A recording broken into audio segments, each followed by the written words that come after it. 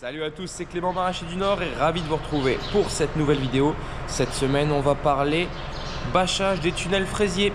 Et ouais, donc ici sur la ferme, on travaille en fraises d'extérieur, donc en pleine terre. Et ce sont des fraises qui font généralement 2 récoltes. Donc soit on les plante en mars, on fait une première récolte l'été et ensuite une grosse récolte l'année suivante. Soit on les plante en août et on a une première récolte l'année suivante et une deuxième récolte l'année d'après. Donc entre temps, les fraises elles ont besoin d'être à l'air libre, donc il n'y a pas de serre au-dessus des fraises pendant l'hiver parce que c'est une plante qui a besoin en froid pour permettre de faire sa productivité, sa fertilité. C'est ce qu'on appelle la vernalisation. Chaque plante a des besoins différents en froid pour ensuite être productive. Et donc du coup, si on mettait un tunnel, les besoins en froid ne seraient pas assouvis. Donc là, tous les ans, après la récolte, on débâche et on rebâche ensuite au début du printemps comme maintenant. Là, on est aux alentours du... Là, on est quoi? On est bientôt le 15 mars, je crois. Donc c'est déjà un peu tard, mais honnêtement, les conditions sont exécrables. Là, il fait gris, c'est humide, on va être dans des mauvaises conditions. Et en plus cette année, franchement, les fraises sont vraiment pas top. Là, on va bâcher les 2 premiers tunnels. On en a 5 en tout. Honnêtement, j'ai 2 tunnels qui sont pas terribles du tout sur les 5. Donc, on verra ce que ça va donner. Mais bon, toujours est-il qu'il faut bien les bâcher. Et après, surtout, il y a un paquet d'entretien pour commencer la saison. Parce que là, vous allez voir, les fraises, elles ressemblent à rien. Il y a plein de feuilles mortes. Enfin, voilà, il y a pas mal, donc on va déjà bâcher et essayer de monter un peu en température avec le peu de soleil qu'on a et après on va réaliser l'entretien. Donc aujourd'hui on bâche 2 tunnels et pour la suite on verra peut-être la semaine prochaine ou la semaine d'après. Voilà, donc on se retrouve après le jingle.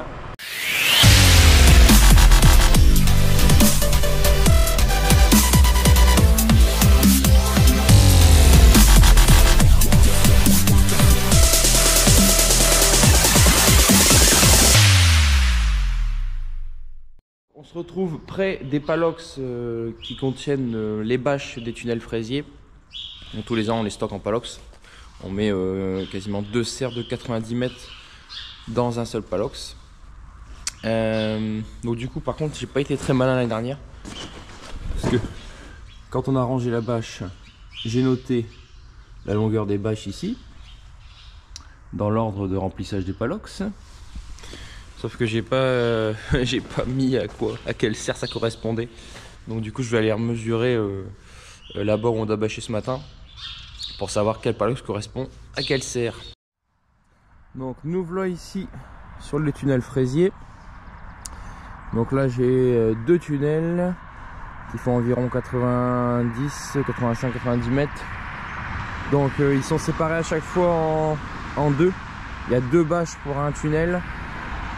Parce qu'avec une seule longueur de 90 mètres, déjà c'est compliqué au niveau aération. Et pour la prise au vent aussi, c'est mieux d'avoir des plus petits morceaux. Même si après vous allez voir comment on fait la tension. Donc ici, je remesure la distance qu'on a pour la première partie, la deuxième, et ensuite la troisième et la quatrième. Comme ça je vais savoir quel palox correspond à ces tunnels. On a 45 ici et à peu près 30 là-bas. Il y a un arceau de plus parce que le champ il est un peu en biais. Mais grosso modo c'est 45 et 30. Donc il faut que je trouve les bâches qui correspondent bien. Et on va regarder un petit peu les fraises. Je trouve qu'ici sur cette serre là ça va encore. Bon là il y a beaucoup de travail avec tout ça. On va devoir tout nettoyer pour libérer toutes les fraises. Celles qui sont trop développées, enlever quelques cœurs. Voilà comme ici. Vraiment que tout soit bien propre, que tout après que tout ça reparte bien de la base. Et vous voyez toutes ces taches là, ça c'est pas bon. On voit qu'il y a de toute façon ça fait 6 mois qu'il pleut, ça fait 6 mois qu'on n'a pas de soleil. Ça me semble un peu difficile d'avoir des belles fraises dans ces conditions, mais bon. Et encore là c'est pas la pire. Petit aparté ici dans le champ de poireaux. qui est plutôt pas mal, enfin, du moins sur cette partie ici.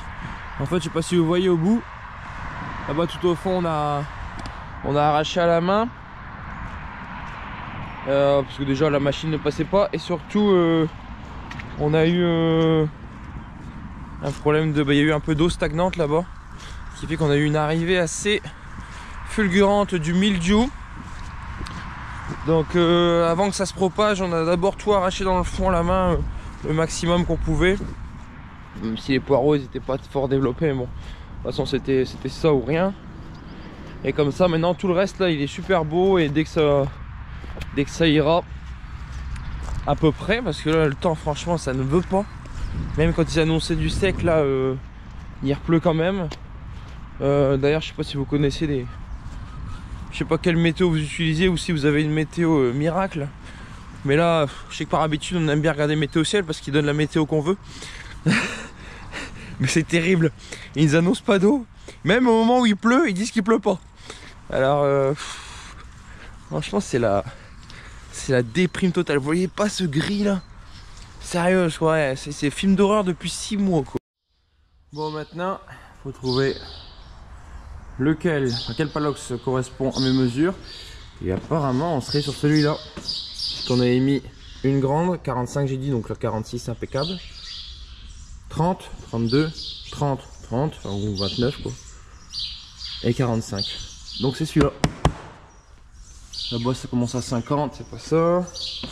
Et ici 60. Ah ouais, là on avait mis une très grande là. On avait essayé de... On a que deux bâches, une de 72 et une de 78. On avait essayé de bâcher en une seule fois, justement, pas couper au milieu. Et ça s'est plutôt bien passé. Donc je pense qu'on va réitérer. Enfin, le jour où on a des bâches à couper, à refaire, on fera en une seule fois. On gagne beaucoup de temps pour la mise en place et puis le débarrassage. Allez, c'est parti. J'ai les bâches devant et les fournitures derrière. On peut aller au champ pour faire ça, mais on va attendre d'être au complet parce qu'il faut au moins être 3 pour faire le boulot. Idéalement 4, je pense que là on sera 3 ce matin. On finit d'avoir quelques préparations de légumes et puis on attaque ça.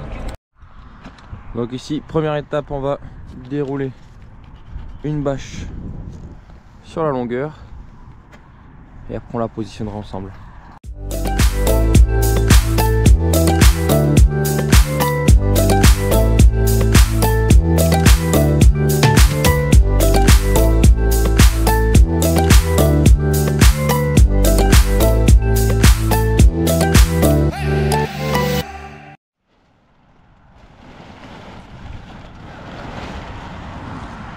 Donc là on déroule la troisième bâche. Il ne restera plus qu'une ici de 45 mètres pour la première serre ici.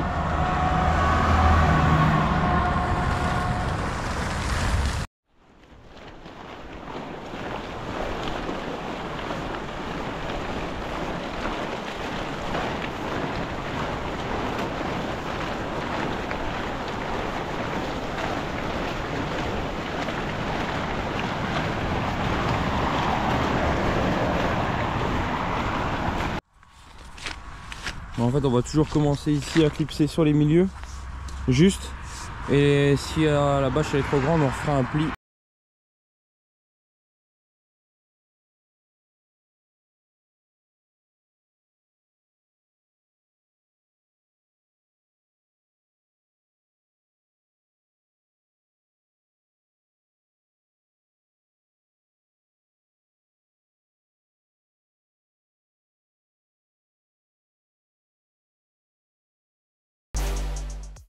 Donc d'abord ici on a clipsé la première partie, et maintenant à 3 on va mettre la bâche au-dessus du tunnel, un au milieu et un sur chaque côté.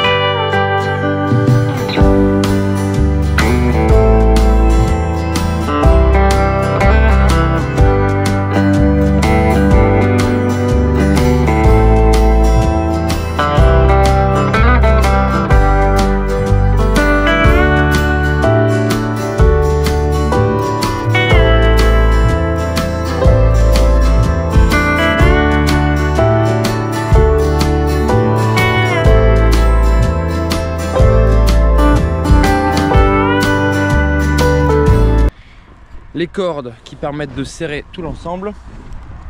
Donc nous en fait on a essayé plusieurs systèmes. À l'époque on mettait une corde par arceau. C'est bon, tu peux y aller.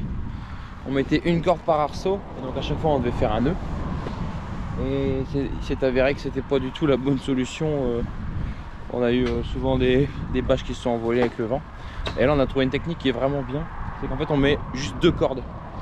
Donc on en met une première corde en fait qui est très longue, et qu'on fait un arceau qui revient sur l'arceau suivant. En fait on croise, et après on va remettre une deuxième corde qui va croiser avec la première. Et comme ça on n'a plus de nœud à faire. Donc en fait moi là, ce que je fais, je prends un peu de marge. Là je fais un paquet de cordes que j'envoie ensuite à Robin de l'autre côté. Robin lui la passe dans l'anneau ici qui est de l'autre côté, parce qu'il y a les vrilles, elles ont un petit anneau pour passer la corde. Ensuite Franck il croise pour la repasser dans l'anneau, il tend et moi je renvoie un paquet, et ainsi de suite pour tous les arceaux. Et on refait ça après dans l'autre sens pour croiser. Punaise, il devait commencer à pleuvoir à partir de 13 h. Il est même pas 11 h qu'il pleut. Ça me dégoûte. Ah par contre en été, quand ils te disent qu'il pleut et que t'attends l'eau, ah là tu peux attendre. C'est dingue ça, c'est dingue. Ça va me rendre fou cette pluie. Voilà, dernière étape ici pour bien tout serrer. La deuxième corde qui vient se croiser. Et là normalement on est tranquille jusqu'à 80 km/h. Et c'est la fin de cette vidéo. Je sais, un peu plus courte que d'habitude. On a fini le bâchage des deux premiers tunnels. J'aurais bien aimé vous montrer l'entretien des fraises, mais là on est déjà mardi. La vidéo elle doit sortir jeudi 12h30. On le fera pas d'ici là, donc tant pis, une vidéo un peu courte, mais on réservera l'entretien des fraises pour une vidéo ultérieure. Petit aparté, justement après le bâchage et puis avant cette conclusion ici, je suis allé au Princesse Elisabeth. Donc c'est un restaurant sur un bateau où la cuisine est réalisée par le chef Clément. Clément c'est un de mes collègues de football aussi. Donc c'est comme ça qu'on est venu à travailler ensemble, parce que je fais les livraisons de légumes là-bas 2 fois par semaine. Et donc ils étaient justement à France 3 qui est venu avec l'émission Météo à la carte, qui est venu faire un tournage sur ce restaurant, enfin sur le bateau avec Clément, et donc du coup j'ai pu y participer, et vous pourrez donc me retrouver dans cette émission qui sera certainement diffusée, de ce qu'ils ont dit, d'ici 3 semaines. Donc mais voilà, je vous en reparlerai au moment venu. En tout cas je vous remercie d'avoir regardé la vidéo jusqu'au bout comme d'habitude. On like, on commente, on partage, et surtout on s'abonne. À la semaine prochaine à Nostocké.